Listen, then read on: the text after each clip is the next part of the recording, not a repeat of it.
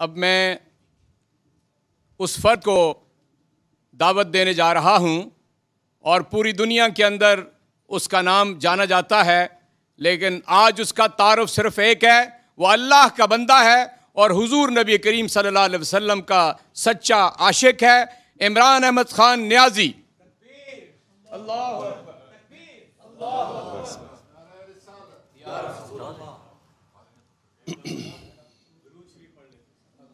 بسم اللہ الرحمن الرحیم صلی اللہ علیہ وسلم۔ اچھا جی، بسم اللہ الرحمن الرحیم۔ میں مولانا طارق جمیل صاحب کو یہاں آنے کے لیے آپ کا شکریہ ادا کرتا ہوں، اور یہ پاپولر ڈیمانڈ تھی ہماری ساری پارٹی کی طرف سے، لوگوں کی طرف سے بھی، کہ آپ کا آج دعا کرنا بڑا ضروری ہے، تو اس لیے ہم سب کو بڑی خوشی ہے کہ آپ یہاں ہمارے ساتھ شامل ہیں۔ میں اپنے ساری جو میری جماعت کے لوگ اور پاکستانی جو آج دیکھ رہے ہیں، میں ان سب کے لیے ایک پیغام دینا چاہتا ہوں۔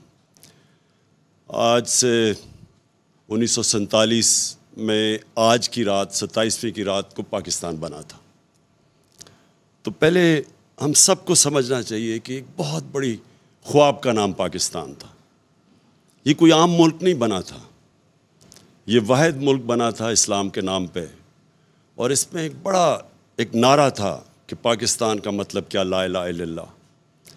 اور یہ سارے بر صغیر کے مسلمانوں کی کوششوں سے، ان کی ووٹ سے پاکستان بنا تھا۔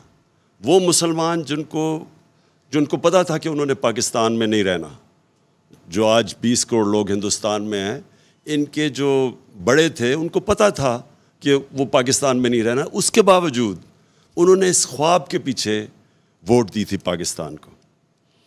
تو یہ ایک علامہ اقبال کی جو خواب تھی، وہ ہمیں سب کو سمجھنا چاہیے، کیونکہ جو ایک قوم اپنے نظریے کو کھو بیٹھتی ہے، وہ قوم کا وجود ختم ہو جاتا ہے۔ تو ہمیں پہلے سمجھنا چاہیے کہ بہت بڑا پاکستان کا جو خواب تھا، ہمیں اپنے مقام کا سمجھنا چاہیے کہ ہم کوئی عام ملک نہیں بننا تھا۔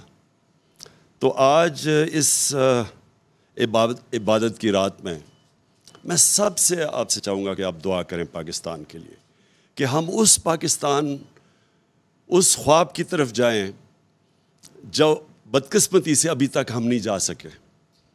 اور وہ خواب کیا تھی؟ کہ وہ خواب تھی ایک عظیم قوم نے کھڑا ہونا تھا مدینہ کی ریاست کے اصولوں کے اوپر۔ یاد رکھیں، ہمارا جو قرارداد مقاصد تھا، اس میں واضح تھا کہ پاکستان نے ایک اسلامی فلاحی ریاست بننا تھا، اور وہ مدینہ کی ریاست کے اصولوں کے اوپر کھڑا ہونا تھا۔ تو وہ جو تھی مدینہ کی ریاست، وہ ایک نبی صلی اللہ علیہ وسلم کی سنت تھی کہ اللہ نے ہمیں حکم دیا تھا کہ ان کے قدموں پہ، ان کے شریعہ پہ، ان کے راستے پہ چلو۔ تو مدینہ کی ریاست ان کی سنت تھی۔ اور وہ کیوں اللہ نے ہمیں حکم دیا تھا؟ کیونکہ وہ ریاست نے بنیاد رکھی تھی دنیا کی سب سے عظیم سویلائزیشن۔ مسلمان نے کئی 100 سال دنیا کی امامت کی، ہر طرح، سائنسدان بھی ٹاپ مسلمان تھے، ہر کلچر میں، تہذیب میں سب سے آگے تھے۔ تو اس کی بنیاد رکھی گئی تھی مدینہ میں۔ تو یہ پاکستان کو اس اصولوں پہ ہمیں کھڑا کرنا چاہیے تھا۔ تو اس کا جو سب سے بڑا اصول، جو نعرہ تھا، پاکستان کا مطلب کیا، لا الہ الا اللہ۔ ہمیں پہلے لا الہ الا اللہ کا مطلب سمجھنا ہے۔ لا الہ الا اللہ کا مطلب کہ جب آپ اللہ کے سوا کسی کے سامنے نہیں جھکتے، انسان آزاد ہو جاتا ہے۔ اور جو ہماری یہ زنجیریں جو ہمیں زمین پہ رکھتی ہیں، یہ جب تک لا الہ الا اللہ کا مطلب ہم نہیں سمجھتے، وہ زنجیریں ٹوٹتی نہیں ہیں۔ تو ایک انسان اپنے پورے مقام پہ نہیں پہنچ سکتا۔ نبی صلی اللہ علیہ وسلم نے مدینہ کی ریاست میں انسانوں کی زنجیریں توڑ دی تھیں، تو وہ ان کو پر لگ گئے تھے، ان کی پرواز شروع ہو گئی تھی، وہ اقبال کے شاہین بن گئے تھے۔ تو اقبال کا شاہین تو بن ہی تب سکتا ہے انسان جب وہ اپنی زنجیریں توڑتا ہے جو ہمیں زمین پہ رکھتے ہیں۔ سب سے بڑی زنجیر ہے خوف کی زنجیر۔ یہ جو خوف ہے، جو قرآن میں اللہ کہتا ہے کہ جو لوگ ایمان لے آئیں میں ان کے خوف دور کر دیتا ہوں۔ خوف کیسے دور ہوتے ہیں؟ جب اپنی زنجیریں توڑتے ہیں، خوف کی زنجیریں، جو موت کا ڈر کہ جی مجھے کوئی ذلیل کر دے گا، اللہ نے اپنے ہاتھ میں ذلت رکھی ہوئی ہے، رزق کا ڈر کہ میری جی روزگار نہ چلا جائے، یہ سارے وہ خوف ہیں جو انسان کو کی پرواز روکتے ہیں اوپر.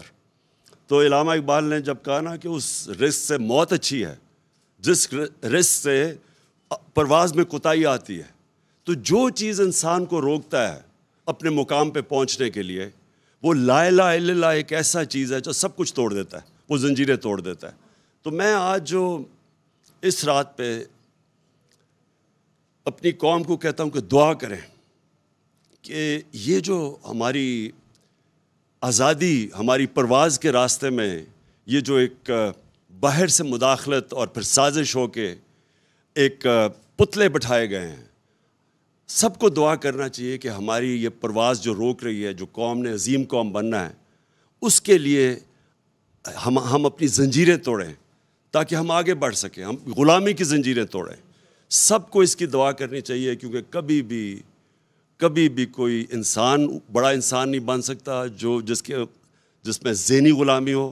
کوئی قوم بڑی قوم نہیں بن سکتی جو کہ غلام ہو، جس کے ذہن میں غلامی ہو، جس کی زنجیریں بندھی ہوئی ہوں کہ جی ہم کیونکہ بیکاری ہیں تو ہمیں غلامی کرنی پڑے گی، بیگرز آر ناٹ چوزرز، یا کہ جی ہم لائف سپورٹ مشین ہے تو ہمیں غلامی کرنی پڑے گی.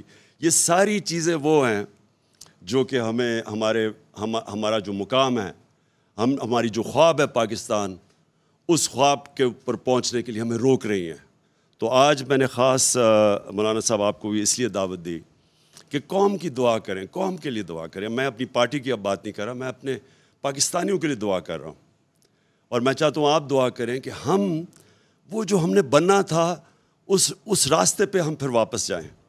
جو ہم بدقسمتی سے ہم اپنا راستے گم ہو گئے اور ہم اپنا راستہ کھو بیٹھے، اور ہم اپنے وہ جو پوٹینشیل اللہ نے جو ہمیں طاقت دی ہوئی ہے، جب اس نے کہا میں تمہیں اشرف المخلوقات بنایا ہے، سب سے عظیم مخلوق، کہ جب انسان فرشتوں سے بھی اوپر چلا جاتا ہے لیکن گرتا ہے تو جانوروں سے بھی نیچے چلا جاتا ہے. تو ہم کچھ بھی بن سکتے ہیں، ہم زمین پہ چونٹیوں کی طرح بھی جا سکتے ہیں اور ہم پھر فرشتوں سے بھی اوپر جا سکتے ہیں. یہ ہمارے اوپر ہے، اور یہ تب ہم سمجھیں گے کہ ہم کتنا اوپر جا سکتے ہیں جب ہم لا الہ الا اللہ کا مطلب سمجھ جائیں اور وہ ہمارے دلوں میں آ جائے. شکریہ جی. ہماری جدوجہد جو اس وقت چل رہی ہے، اسے ہمیں لے کر چلنا ہے. اس میں قربانی دینی پڑے تو قربانی دینی ہے. اس میں اگر ہمیں اپنی جان مال اس کو خرچ کرنا پڑے تو ہمیں اس کو کرنا ہے. یہی رمضان المبارک کا میسج ہے. اور رمضان کے اندر وہ عظیم معرکہ برپا ہوا جسے 17 رمضان المبارک کو یوم البدر ہوا، جسے یوم فرقان قرآن عظیم الشان کے اندر کہا گیا ہے. وہ معرکہ کہ جس نے حق اور باطل کے اندر فرق سامنے رکھ دیا ہے. اور آج ہم انشاءاللہ اپنے چیئرمین کو سنیں گے اس بات کے اوپر کہ کلمے کا، لا الہ الا اللہ کا جو مفہوم انہوں نے دنیا کو سمجھا دیا ہے، وہ در حقیقت اصل میں جب اللہ کا آپ نام لیتے ہیں اس کا ذکر کرتے ہیں. اور دعا ایک حدیث کے مطابق دعا جو ہے پوری عبادت دعا ہے. دعا ہی عبادت ہے.